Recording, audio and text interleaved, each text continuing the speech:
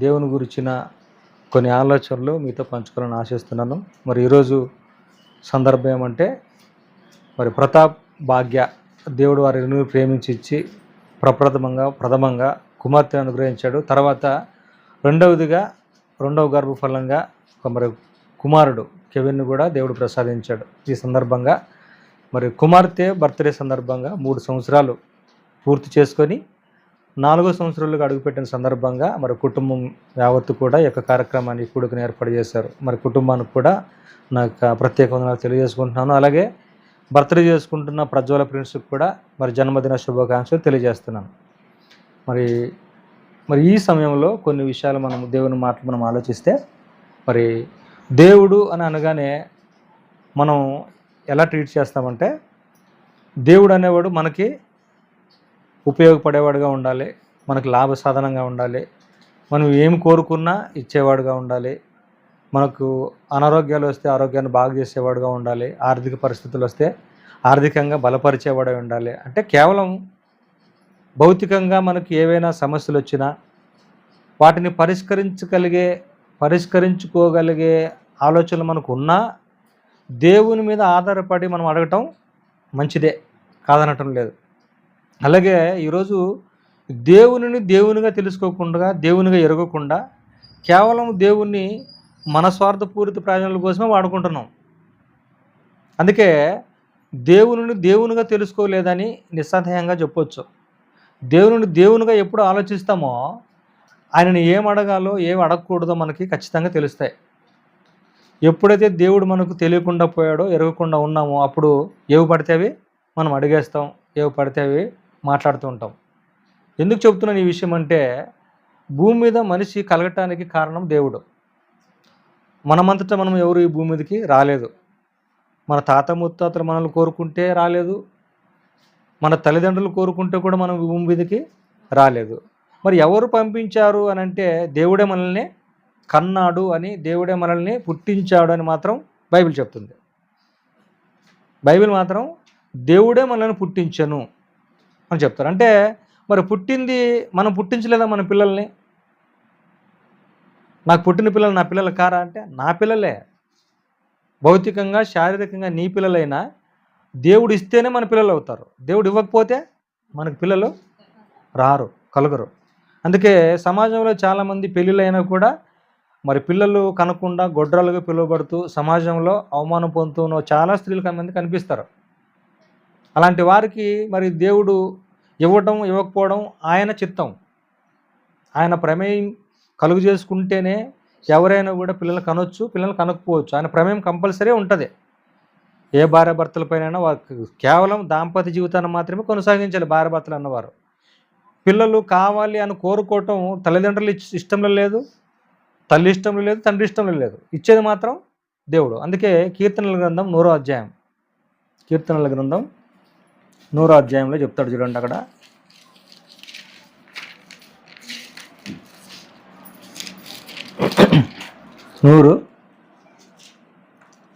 103వ వచనం. యెహోవాయే దేవుడని తెలుసుకోవాలంట. ఆయనే మనలను పుట్టించను. ఎవరు పుట్టించారంట? ఆయనే మనలను పుట్టించను. ఫుట్ నోట్లో ఏముంది చూడండి ఒకసారి. కింద ఫుట్ నోట్లో ఒకటి ఉంటుంది మాట. ఏముంటుంది? మనలను మనమే సృజించుకొనలేదు. అంటే మనల్ని మనం సృజించుకోలేము అనేది స్పష్టం. అందుకే దేవుడే మనలను సృజించను, పుట్టించను. ఆయనలే మనలను పుట్టించను. ఆయన పుట్టిస్తేనే మనం ఈ భూమి మీదకి వచ్చాం. మరి పుట్టించిన దేవుడిని మనం ఏమైనా తెలుసుకున్నామో, ఎందుకు పుట్టించాడు అని ఏమైనా తెలుసుకున్నామంటే తెలుసుకోలేదు. ఎందుకు తెలుసుకోలేదు? ఆ దిశగా మనం ఆలోచించలేదు. ఒకానొక సందర్భంలో ఇశ్రాయేలీయులకు 2వ రాజుగా పిలువబడిన దావీదు గారు 40 సంవత్సరాల పాటు ఇశ్రాయేల్ దేశాన్ని పరిపాలించిన రాజు తన పుట్టుకని, తన జనన విధానాన్ని ఆలోచించాడు. ఆయన ఆలోచించి ఆయన ఏం మాట్లాడుతున్నారో ఒకసారి చూడండి. కీర్తనల గ్రంథం 139వ అధ్యాయం 13వ వచనం.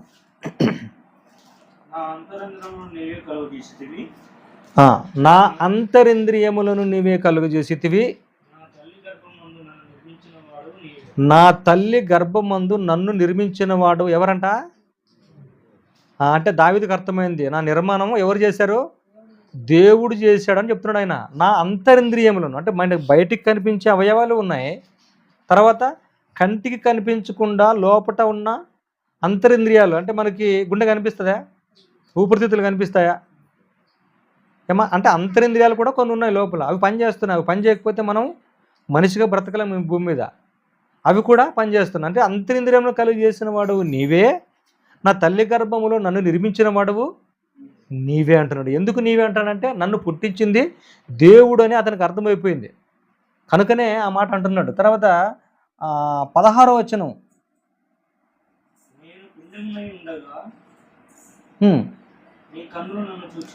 నేను పిండమున ఉండగా నీ కన్నులు నన్ను చూచను. అంటే ఈయన పిండంగా ఉన్నప్పుడు దేవుని కన్నులు ఈయన చూశాయని చెప్తున్నాడు. అంటే తల్లి గర్భంలో జరిగే నిర్మాణం మనకు కనిపిస్తుందా? అంటే తల్లి గర్భంలో ఏ చర్య అయితే జరుగుతుందో ఆ చర్య తెలియకపోయినప్పటికీ అది అతనికి ఎలా ఉందంట? నా తల్లి గర్భంలో నన్ను నిర్మించిన రీతిని చూడగా, ఆ మాట ఉంటుంది చూడండి 14వ వచనం, నీవు నన్ను కలుగు చేసిన విధమును చూడగా ఏమేమి కలుగుతుందంటే ఆయనకి, దావీదు గారికి భయమును ఆశ్చర్యమును నాకు పుట్టుచున్నవి.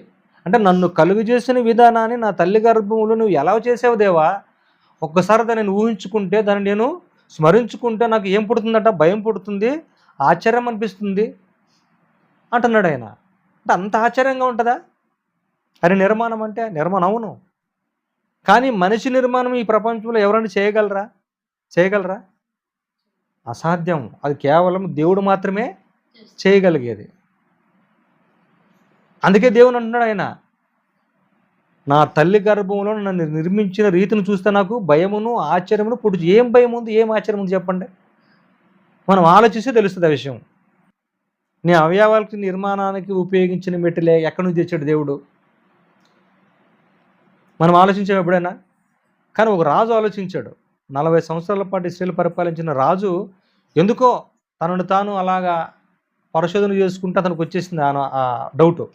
అందుకే నన్ను కలుగు చేసిన దేవుడని నిశ్చయించుకున్నవాడే, తెలుసుకున్నవాడే ఆ మాట అంటున్నాడు ఆయన. నన్ను తల్లి గర్భంలో నన్ను నిర్మించిన రీతిని చూస్తే నాకు భయమును ఆశ్చర్యమును పుట్టుచున్నాయి అంటున్నాడు. ఏముంది ఆశ్చర్యం, ఏముంది చెప్పండి? ఏమా మనం ఆలోచిస్తే తెలిసిపోతుంది, కానీ మనం ఆ దిశగా ఆలోచించాం. ఒక ఎగ్జాంపుల్ చెప్తాను. మన కళ్ళు ఉన్నాయి, ఈ కళ్ళు ఏం మెటీరియల్తో చేసాడో మనకేమో తెలుసా? కానీ పెట్టాడు. కానీ ఒక బయట ప్రాంతానికి వెళ్ళి, ఒక సముద్ర ప్రాంతంలోనికి వెళ్ళి చూస్తే సముద్రం ఎంతవరకు అయితే ఎండ్ అయిందో అంతవరకు ఇది చూడగలుగుతుంది. ఇంత కెపాసిటీ ఎలా వచ్చింది దీనికి? మరి అది ఆశ్చర్యాన్ని పుట్టించుదా? ఏమ్మా పుట్టిస్తుంది కదా. అలాగే చెవులు ఉన్నాయి, చెవులు మాట వింటాయి కదా.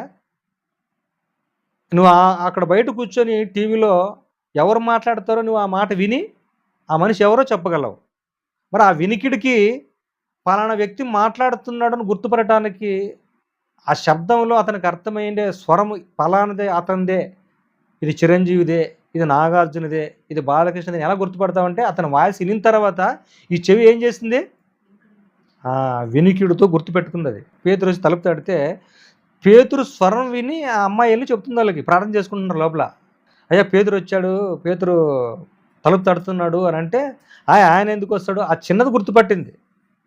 అంటే పేతురు స్వరం విని ఆ పాప, ఇప్పుడు మనం బాలు వాయిస్ ఎవరిదో, బాలు మాట్లాడాలనుకోండి బయట, అది ఎవరు మాట్లాడుతుందంటే మనము తక్కిమని గుర్తుపడతాము. అంటే అంతే వినికిడి శక్తి దీనికి చెవికి ఇచ్చాడు. మరి ఇందులో ఆశ్చర్యం లేదంటారా కదా.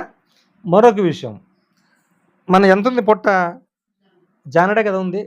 జానడి పొట్టలో పిల్లలకి జీర్ణ వ్యవస్థ పట్టమిస్తారు. జీర్ణ వ్యవస్థ, ఆ వ్యవస్థలో ఏమేమి ఉంటాయి? స్వరపేటుకు ఉంటుంది, ఆ స్వరపేటు కింద లివర్ ఉంటుంది, తర్వాత ఊపిరితిత్తులు ఉంటాయి.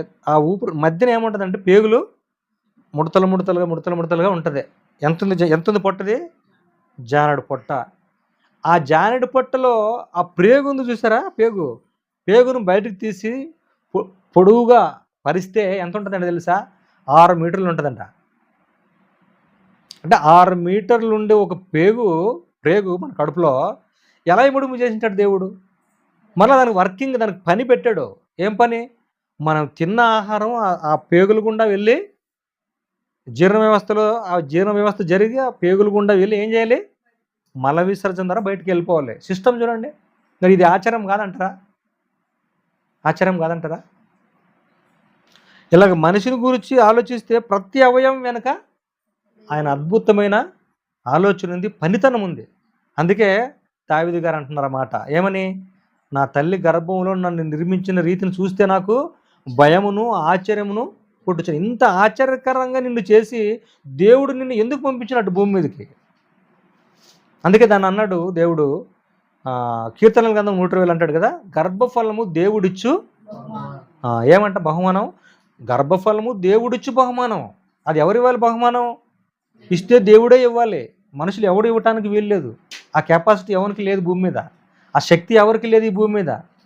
ఆయనకి మాత్రమే ఉంది. కేవలం పెళ్ళైన రోజు భార్యాభర్తలకి, పెళ్ళైన కొత్త జంటకి ఎవరైనా బహుమానాలు ఇస్తే ఏం చేస్తారు? బహుమానాలు తీసుకెళ్ళి షోకేసులో పెట్టుకొని ఎప్పుడైనా ఆ బహుమానం ఇచ్చిన వారి ఇంటికి వస్తే, అదో నువ్వు ఆ రోజు బహుమానం ఇచ్చావు కదా, ఇది ఒక భద్రంగా ఇక్కడ పెట్టానని మనం చూపిస్తాం. మరి దేవుడు కూడా నీకు బహుమానం ఇచ్చాడంటే దేనికో ఇచ్చాడు, దాన్ని నువ్వు ఆలోచించాలి. ఒక ఫ్రెండో, ఒక తెలిసిన అమ్మాయో, ఒక బంధువో, ఒక రక్త సంబంధం నీకు బహుమానం ఇస్తే అతను ఇచ్చిన బహుమానాన్ని అలాగే భద్రపరుచుకొని అతను వచ్చినప్పుడు ఇదిగోయా నీ ఇచ్చిన బహుమానం ఇలాగా భద్రంగా పెట్టుకున్నానని చూపిస్తున్నావు. బహుమానంగా నీకు ఒక గర్భఫలాన్ని ఇస్తే దేవుడు, ఆ గర్భఫలాన్ని ఇచ్చిన దేవునికి ఆ గర్భఫలాన్ని ఎలా చూపిస్తున్నావు నువ్వు అనేది మనం తెలుసుకోవాలి ఈరోజు. అది వస్తువు. ఒకవేళ కొత్త జంటకి ఇచ్చిన వస్తువు ఏదైనా బహుమానం ఇస్తే ఒక వస్తువు ఇస్తారు. ఆ వస్తువు ఈరోజు ఉండొచ్చు, రేపు పగిలిపోతుంది. అది మాట్లాడదు, చూడదు. కానీ దేవుడిచ్చిన గర్భఫలం అయితే ఏం చేస్తుంది? మాట్లాడుతుంటే తల్లిదండ్రులకు ఆనందం. బుడుబుడు నడుకులు వేస్తుంటే చూసి తెగ సంబరపడిపోతాడు. స్కూల్కి పంపిస్తే రైమ్స్ చెప్తే నా బిడ్డ రైమ్స్ చెప్తుంది, నా కూతురు రైమ్స్ చెప్తుందని సంతోషపడి నలుగురికి చెప్పుకుంటాడు. భౌతికంగా తనకంటూ దేవుడు గర్భఫలాన్ని ఇస్తే ఆ గర్భఫలం ఎదుగుతూ కళ్ళ ముందు పరుగు పెడుతూ బుడిబుడి నడకలు వేస్తూ మురిపెంగా మాట్లాడుతూ ఉంటే తల్లిదండ్రులు ఎంత సంతోషిస్తారు? అంటే భౌతికంగా కన్నా పిల్లల మీద నీకు అంత ప్రేమ ఉన్నప్పుడు, అంత సంతోషం ఉన్నప్పుడు, మరి నీకు గర్భఫలంగా ఇచ్చిన దేవునికి సంతోషం వద్దా? అంటాం కదా మనం, ఎవరైనా మనకి గిఫ్ట్ ఇస్తే థ్యాంక్స్, సహాయం చేస్తే థ్యాంక్స్. అంటే పనికిరాంది నీకు గిఫ్ట్ ఇచ్చినా కూడా అతను మర్చిపోలేకుండా కృతజ్ఞత భావం చూపిస్తున్నావు కృతజ్ఞతగా. మరి దేవుడు ఇంతగా నీకు మాట్లాడే బహుమానం, చూసే బహుమానం, నడవగలిగే బహుమానాన్ని నీకు ఇస్తే మరి దేవునికి నువ్వు ఎలాంటి కృతజ్ఞత భావం కలిగి జీవిస్తున్నావో అది మనం తెలుసుకోవాలి. అందుకే మనిషిని పుట్టించడంలో దేవునికి ఒక ఉద్దేశం ఉంది. ఆ ఉద్దేశాన్ని బట్టి దేవుడి భూమి మీద మనిషిని పుట్టించాడు. అందుకే దేవుడు మనల్ని పుట్టించాడు.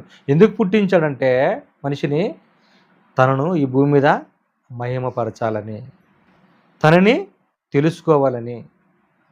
ఈ భూమి మీద మనిషి వచ్చిన తర్వాత దేవుడే మనిషిని కలుగు చేసి ఈ భూమి మీద పుట్టిస్తే తెలుసుకోవాల్సింది ఎవరు ఆ మనిషి అంటే దేవుని తెలుసుకోవాలి. దేవుని మాత్రమే పక్కన పెట్టి ఈ లోకంలో ఏవేవి ఉన్నాయో అన్నీ తెలుసుకుంటాడా లేదమ్మా? ఈరోజు ముఖ్యమంత్రి ఎవరో మీరు చెప్తారు, ప్రధానమంత్రి ఎవరో చెప్తారు, ఫలానా జిల్లాకి డీజీపీ ఎవరో చెప్తారు, ఎస్ఐ ఎవరో చెప్తారు. అంటే ఇవన్నీ తెలుసుకున్నారు.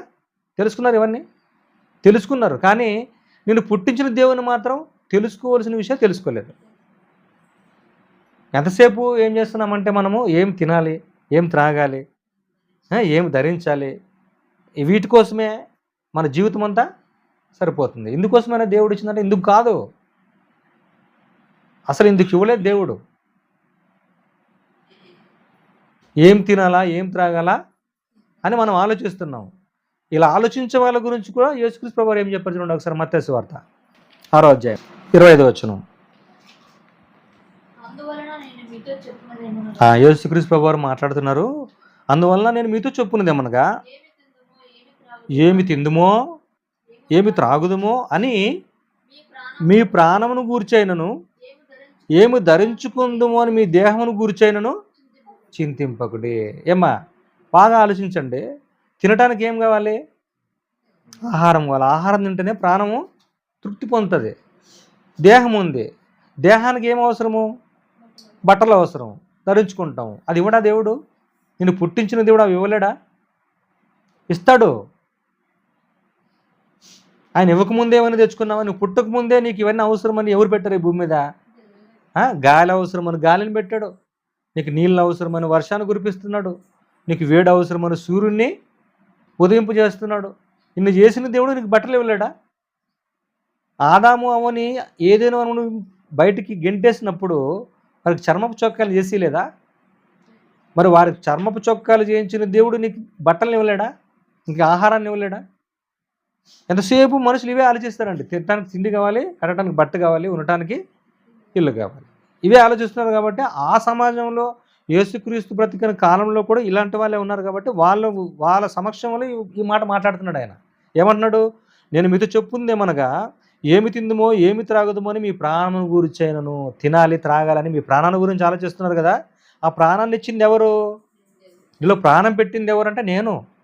ప్రాణం గురిచైనను ఏమి ధరించుకుందామో అని మీ దేహం గురిచైనను చింతించొద్దు. మీ దేహాన్ని ఇచ్చింది, మీ దేహాన్ని నీ తల్లి గర్భంలో నిర్మించింది నేను. దానికి అవసరం ఏమి ఇవ్వాలో నాకు తెలీదా?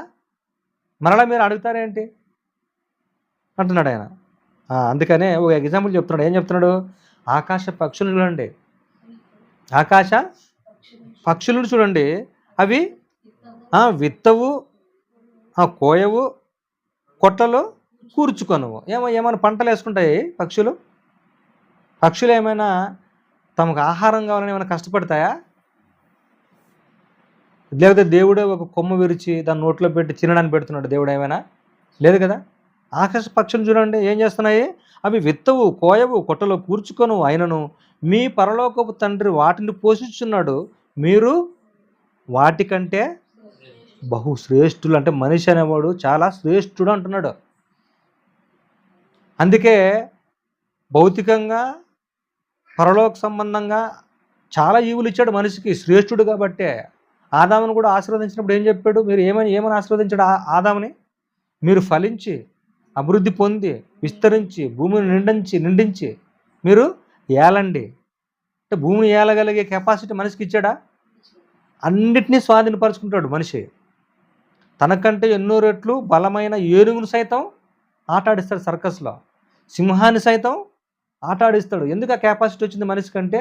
దేవుడు తన పోలికలో తన పోలిక చొప్పున తన స్వరూపమందు నరుణ్ణి చేసుకున్నాడు కనుక అంత శ్రేష్టత ఇచ్చాడు మనిషికి. పక్షికి లేదు నీలాంటి వివేకం, పక్షికి లేదు నీలాంటి జ్ఞానం, పక్షికి లేదు నీలాంటి మాట తీరు. నీకున్న వివేకం, జ్ఞానం, తెలివి, బుద్ధి వాటికి లేవు. నువ్వు వాటికంటే శ్రేష్ఠుడు.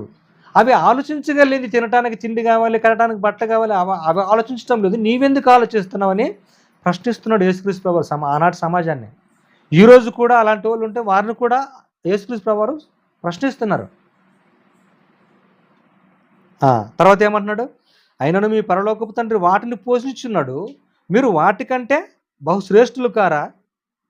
మీలో ఎవడు చింతించటం వలన తన ఎత్తు 3 ఎక్కువ చేసుకోగలడు? ఇన్ని చింతలు పెట్టుకుని నాకు అన్నం లేదు, బట్టలు లేవు, ఇల్లు లేదని చింత పెట్టుకుంటాం, ఆలోచిస్తాం కదా ఎక్కువ. ఏమైనా అట్లా ఉన్నా అంటే ఏం చేస్తాం, డబ్బులు లేవు, అప్పులు కట్టుకోవాలి, అప్పులు చేసినాను అని అలా చింతించాడు అనుకోండి, అలా ఆలోచిస్తూ కూర్చున్నాడు అనుకోండి, ఏమన్నా జనడు పెరుగుతాడా? జనడు తగ్గుతాడా? ఏమీ తగ్గడు. చింతించడం వలన 3 ఎక్కువ ఏమైనా చేసుకోగలడా అని అడుగుతున్నాడు. మనిషినే అడుగుతున్నాడు ప్రశ్న. 3 ఎక్కువ చేసుకుంటాడా? పోనీ తెల్లంటికి నలుపు కానీ నల్లంటికి తెలుపు కానీ చేసుకోగలడా? రంగు వేసుకోవడం తప్ప రంగు లేకుండా ఏదైనా చేసుకోగలడా అంటే అది కూడా. మరి ఎందుకు నీకు ఇవన్నీ? ఆ ప్రాణాన్ని ఆలోచించవయ్యా. నేను ప్రాణాన్ని ఇచ్చాను. ఆ ప్రాణం భూమి మీద ఎవరు ఒక దేహాన్ని ఇచ్చాను నీకు. ఆ దేహంలో ప్రాణం పెట్టాను. ఆ దేహం గొప్పది, ప్రాణం గొప్పది. ఆ రెండింటిని కలుగజేసిన నాకు తిరిగి అవి ఇచ్చాయి. నాకు ప్రాణము దేహం ఆయన ఎవరిచ్చిన ఇవన్నీ? ఆయనే కదా ఇచ్చింది. అందుకే దేహంతో నన్ను మహిమపరచు అన్నాడంటే ఆ దేహాన్ని ఇచ్చింది ఎందుకంటే నన్ను మహిమపరచడానికి. దేహంతో దేవుని మహిమపరచడానికి ఈ భూమి మీద ఈ దేహం ఉంది. అంతే తప్పితే దేనికి ఉంది ఇది? నా భార్య పిల్లలను పోషించుకోవడానికి, అవి కూడా ఉన్నాయి. అది ధర్మాలు అయ్యాయి. అవి ధర్మాలు కూడా నియమం ఇచ్చాడు. అవి పెళ్లి చేసుకోవాలి, స్త్రీ పురుషులు ఒకటవ్వాలి, వారి పిల్లలు కనాలి, వారు ఒక కుటుంబంగా మారాలి, ఆ కుటుంబాన్ని వారు పోషించుకోవాలి, సంరక్షించుకోవాలి. అవన్నీ ఉన్నాయి. అవి అడ్డు పెట్టుకొని దేవుణ్ణి అడగటం కాదు. అవి నీకు నీవుగా సంపాదించుకొని కష్టపడి పనిచేసి నీ కుటుంబాన్ని పోషించుకుంటూ దేవుని పని చేయాలనేది ముఖ్యం. ఎందుకంటే నీకు కుటుంబాన్ని పోషించుకుంటూ నువ్వు ఉన్నావు అనుకో, నీ కుటుంబాన్ని పోషించుకొని మనం చనిపోతే ఈ దేహం ఆత్మ ఎక్కడికి వెళ్ళిపోవాలి? ప్రాణం దేవుడు కోరుకుంది ఏమి? తరతరాల నుండి ఆయనకి నివాస స్థలం మనకు ఆయనే అంటాడు కదా, ప్రార్థన చేశారు కదా మోషే గారు, తరతరముల నుండి నీవే మాకు నివాస స్థలము నీవే అంటున్నాడు. నివాస స్థలం ఎవరు? మనకి దేవుడే. అంటే దేవునిలో నుండే మనం వచ్చిన వారం. నాసికారంధ్రంలో నుండి ఏమి ఊదాడు ఆయన? ఆత్మను ఊదాడు. ఆత్మ నూతనే కదా మనిషి జీవాత్మ అయింది. అంటే అతనిలోని ఒక భాగమై ఉన్న ఆత్మ మనలోకి వచ్చింది. మరి తిరిగి అతని దగ్గరికి వెళ్ళిపోవాలి. అది సిస్టమ్. అందుకే నరులారా మంటికి మిమ్మల్ని మంటిగా మారుస్తున్నాను, నరులారా తిరిగి రండని. మంటికి మార్చేది ఎందుకు? తిరిగి నా దగ్గరకు వస్తారని. తిరిగి మనం ఎక్కడికి వెళ్ళిపోవాలి? ఆయన ఉండే చోటుకే వెళ్ళిపోవాలి. ఆయన ఎక్కడున్నాడో అక్కడికే వెళ్ళిపోవాలి. అందుకే భూమి మీదకి పంపించాడు. వచ్చాం కానీ తిరిగి ఆయన దగ్గరికి వెళ్ళాలంటే ఇష్టం లేదు మనుషులకి. వెళ్ళాలంటే ఆ దారి కనుగొనాలి. మరి ఎలా వెళ్ళాలో కనుక్కోవాలి. మరి ఇవన్నీ చేసింది ఎందుకంటే తిరిగి నరులారా తిరిగి రండని సెలవిస్తున్నాడు. వెళ్ళిన నువ్వు తిరిగి అక్కడే ఉండదు, తిరిగి నా దగ్గరికి వచ్చేయని. ఆ వచ్చే మార్గమే ఎవరు?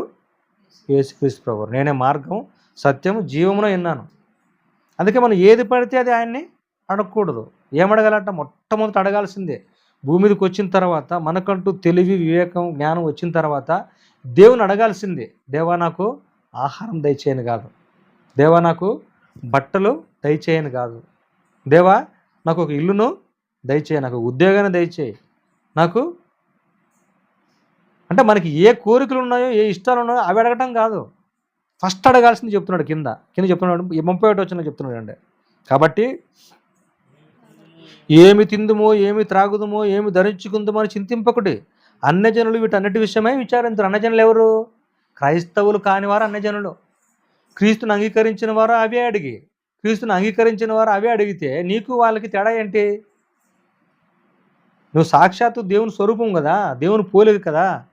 దేవుని అడగాల్సినవి ఏమో అడగాలి. నువ్వు అనుజనులు అడిగినట్లు నువ్వు అవే అడుగుతావేమి? నువ్వు తినడానికి తిండి, బట్ట కావాలి, ఆహారం కావాలని. ఇప్పుడు మీరు పిల్లలు ఉన్నారు, మీ పిల్లలు బాలు ఉన్నాడు, పిల్లలు స్కూల్కి పంపిస్తాడు. స్కూల్కి పోయి వాడు ఏం చేయాలి? చదవాలి. అంటే వాడికి ఏది అవసరమో తండ్రికి తెలీదా? చదువుకోవడానికి ఏం అవసరం వాడికి? పుస్తకాలు కావాలి, పలక కావాలి, పెన్ను కావాలి, పెన్సిల్ కావాలి, ఇవి అవసరం వాడికి. అంటే చదువుకోవటానికి ఏవి అవసరమో అవే అడగాలి వాడు. నానా నాకు ఇల్లు కావాలన్నాడు అనుకో, ఇస్తాడా? ఇస్తాడు. దానికి ఒక టైం ఉంది. ఫస్ట్ అడగాల్సింది ఏది అడగాలి? నాన్న నాకు పెన్ను లేదు, పెన్ను అడగాలి. నాన్న బుక్ లేదు, బుక్ అడగాలి. మనం కూడా అలాగే పిల్ల చేష్టలు మాత్రం అడుగుతున్నాం మనం. ఆయన అడగాలి. ఏం అడగాలట? ఏమి తిందుమో, ఏమి త్రాగుదమో, ఏమి ధరించుకుందామో అని చింతింపకుడి. అన్నజనులు వీటన్నిటి విషయమే విచారింతురు. ఇవన్నీ మీకు కావాలని మీ పరలోకపు తండ్రికి, ఇవన్నీ మీకు కావాలని ఆయనకు తెలీదా? ఏమా నీకు శారీరకంగా పుట్టిన కొడుకు రొట్టెని అడిగితే తేలిని ఇస్తాడా? ఏమా చేపను అడిగితే ఏమైనా పాముని ఇస్తాడా? ఈ క్వశ్చన్ వేశాడు యేసుక్రీస్తు ప్రభువారు. ఏమయ్యా మీకు పుట్టిన పిల్లలకి నీ కొడుకు నాన్న రొట్టె కావాలంటే తేలిని ఇస్తావా?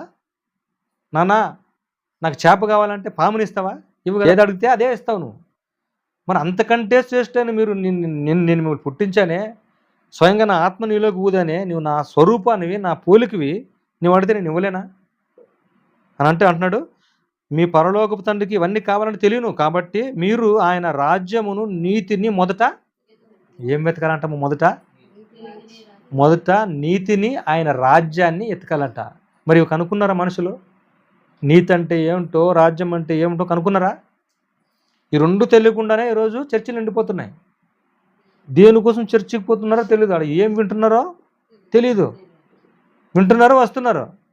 ఇంక మనిషిలో మార్పు ఎందుకు వస్తుంది? యేసుక్రీస్తు ప్రభువారు ఆయన బోధ ప్రారంభించిన వెంటనే ఆయన మొట్టమొదటి అన్న మాట ఏమిటమ్మా? ఏమన్నాడు? మొట్టమొదటి ప్రసంగంలో మొట్టమొదటి బోధన ప్రారంభించగా ఆయన చెప్పిన మాట ఏంటి? చర్చిలు పోతున్నారుగా, చెప్పండి. చెప్పలేదా? పరలోక రాజ్యం సమీపించినది, మీరు అంటే స్టార్టింగ్లోనే ఒక రాజ్యాన్ని గురించి మాట్లాడుతున్నాడు ఆయన. పరలోక రాజ్యం సమీపించినది, మీరు మారు మనసు పొందండి. మారు మనసు పొందిన వారికి ఆ రాజ్యం దక్కుతుంది, ఆ రాజ్యం వస్తుంది. అంటే మారు మనసు పొందటానికి ఏది అవసరం? రాజ్యం అవసరం. అందుకే మొదట మీరు ఏం వెతకాలి? మీ మనసు ఎందుకు మారిందంటే ఈ లోకంలోకి వచ్చిన తర్వాత మీరు చెడిపోయారు, నన్ను మర్చిపోయారు, నా ఆలోచనలు మీకు లేవు. నా ఆలోచనలు ఎవరు చెప్పాలి? భూమి మీదకి వచ్చి ఎవరు చెప్పాలి? నేను పంపిన క్రీస్తు, నా కుమారుడు క్రీస్తు వచ్చే చెప్పాలి. అందుకే ఈరోజు దేవుడు అంటే సమాజంలో ఎవరికి తెలియదండి. యేసుక్రీస్తు వచ్చేంత వరకు దేవుడు అంటే ఇలాగ ఉంటాడు, ఆయన లక్షణాలు ఇలా ఉంటాయి, ఆయన గుణాతిశాలు ఇలా ఉంటాయి, ఆయన ప్రేమ ఇలా ఉంటుంది, ఆయన కనికరం ఇలా ఉంటుంది, ఆయన దయ ఇలా ఉంటుంది, ఆయన క్షమించేవాడు, ఆయన ప్రేమించేవాడు అని సమాజానికి తెలియదు. ఎవరు వచ్చిన తర్వాత తెలిసిందంటే క్రీస్తు ఈ భూమి మీదకి శరీరధారిగా వచ్చిన తర్వాత ఆయన ద్వారే ఈ ప్రపంచానికి, ఈ విశ్వానికి తెలిసింది. అంతవరకు ఎవరికి తెలియదు. అందుకే యేసుక్రీస్తు ప్రభువారు రాగానే 30 ఏట బోధ ప్రారంభించగానే చెప్పిన మాట ఏంటంటే, మీరు పరలోక రాజ్యము సమీపించింది, మీరు మారు మనసు పొందండి. మన మనసులు మారాయా? మనవి మారాయా? మరి మారాలంటే ఏం చేయాలి? ఏం చేయాలమ్మా మారాలంటే? దేవుని వాక్యం, యేసు మాటలు వినాలి.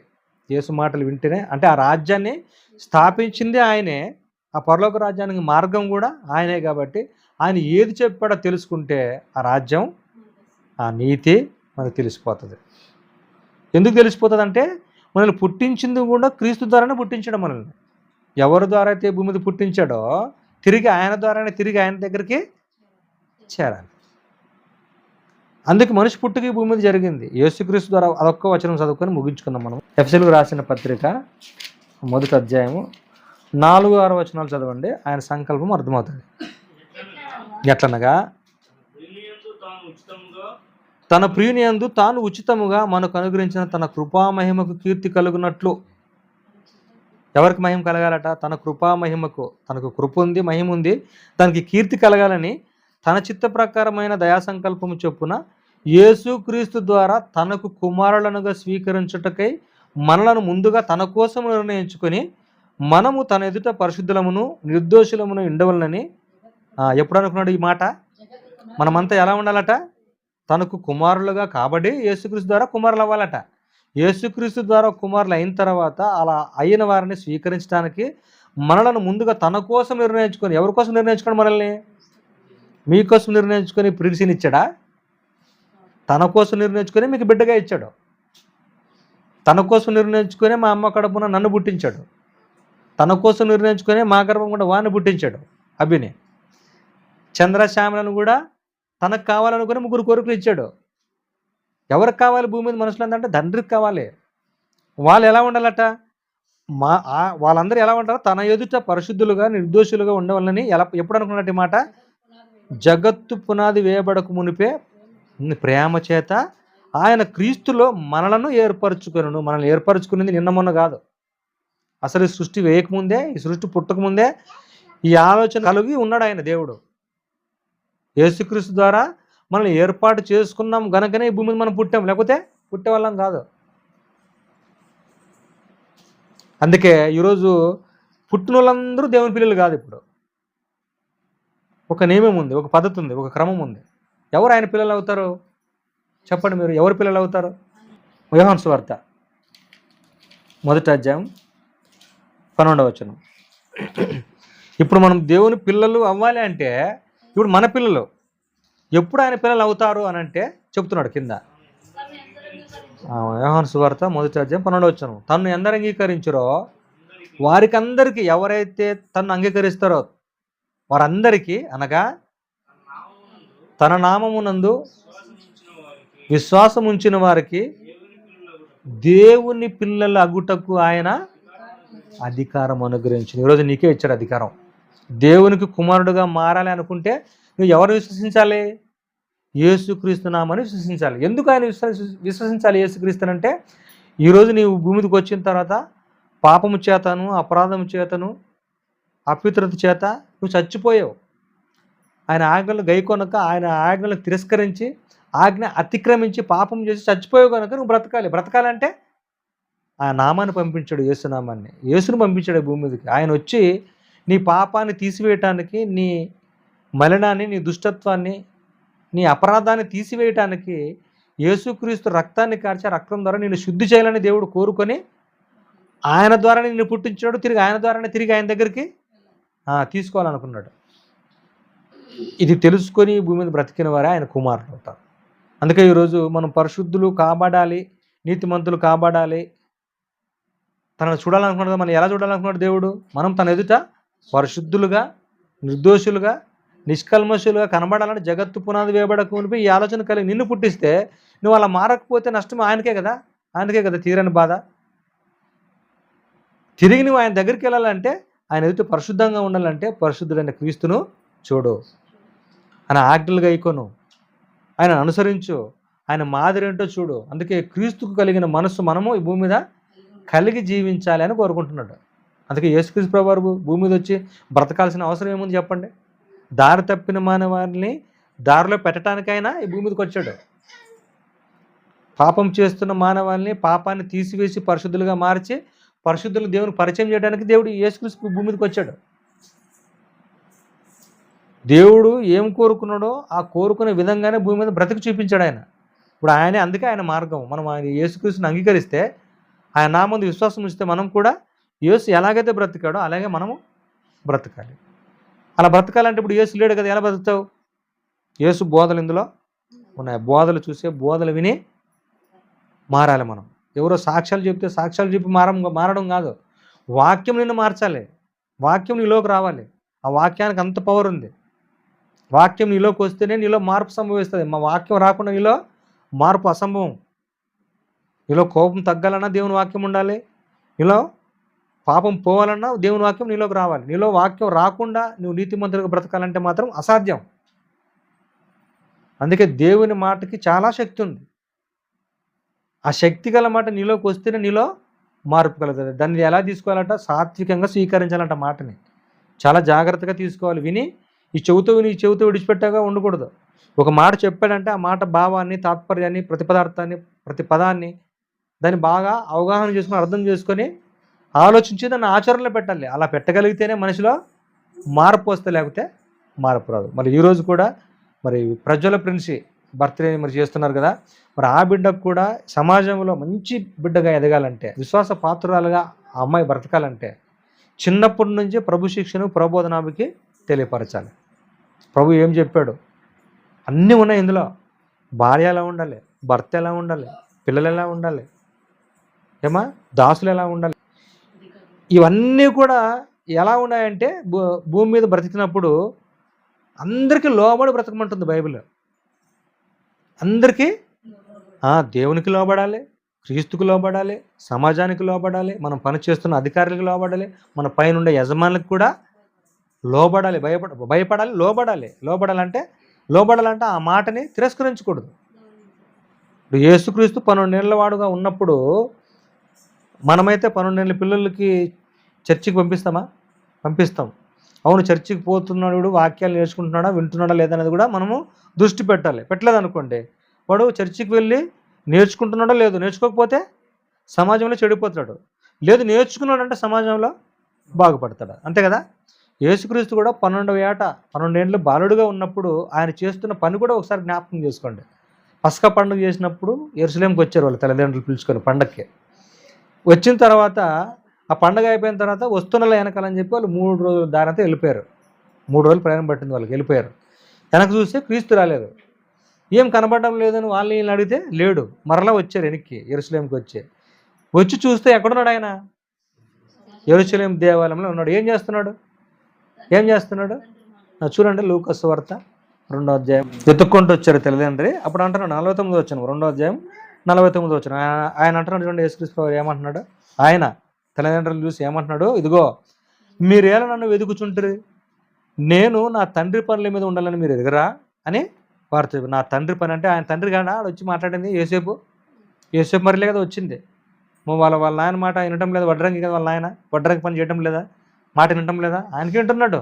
అంతకంటే ప్రాముఖ్యమైన తండ్రి, ఆత్మను ప్రసాదించిన తండ్రి, ప్రాణాన్ని ఇచ్చిన తండ్రి, దేహాన్ని ఇచ్చిన తండ్రి ఒక అతను ఉన్నాడు. ఆయన పని మీద ఉండాలని మీరు ఎరుగరా అని వాళ్ళ తండ్రి గుర్తు చేస్తూ ఏమంటున్నాడు? అయితే ఆయన తమతో చెప్పిన మాట వారికి కూడా అంత గ్రహింపు లేదు. అప్పటికి ఆ మాట చెప్పే టైంకి వారికి గ్రహింపు శక్తి లేదు.